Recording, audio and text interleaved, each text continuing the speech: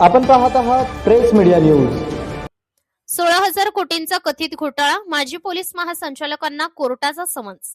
राज्यात खळबळ उडवणाऱ्या मोठ्या आर्थिक घोटाळ्याला आता न्यायालयीन वेग मिळाला आहे। म्हाडा अधिकाऱ्यांविरोधात तब्बल 16,000 कोटींच्या कथित फसवणूक प्रकरणात गुन्हा दाखल न केल्याबद्दल तीव्र नाराजी व्यक्त केली जाते।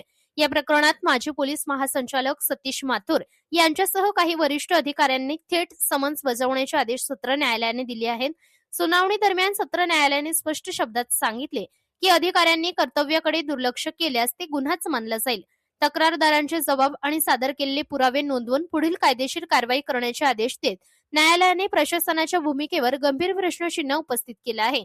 या प्रकरणात जवळपास 38 विकासकांकडून 9.37 लाख चौरस मीटर सुमारे 33 एकर अतिरिक्त बांधकाम क्षेत्र सरकारकडे जमा न केल्याचा आरोप करण्यात आलाय। यामुळे सरकारी तिजोरीला जवळपास 16,000 कोटींचे नुकसान झाल्याचा दावा तक्रारदारांनी केला आहे।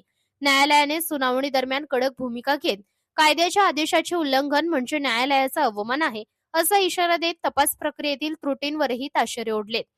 या प्रकरणाचा इतिहास म्हणजे 2016 मध्ये प्रथम आर्थिक गुन्हे शाखेकडे तक्रार दाखल, त्यानंतर प्रकरण एसीबी कडे वर्ग करण्यात आले, मात्र चौकशी व कारवाई रखडल्याचा आरोप। अखेर न्याय मिळवण्यासाठी सत्र न्यायालयात धाव। समन्स नंतर संबंधित अधिकारी न्यायालयात हजर होणार असून या प्रकरणात आणखी धक्कादायक खुलासे होण्याची शक्यता व्यक्त केली जाते। प्रशासनातील मोठ्या माशांवर कारवाई होण्याचीही चिन्हे दिसत आहेत।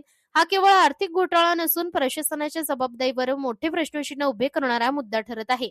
न्यायालयाने घेतलेल्या कडक भूमिकेवर येणारे दिवस अनेकांसाठी धोक्याची घंटा ठरू शकतात। सत्य बातम्या जनतेसमोर व शासनासमोर आणण्याचे काम प्रेस मीडिया न्यूज नेहमीच करत असते। प्रतिनिधी सूरज पारवे, प्रेस मीडिया न्यूज, मुंबई।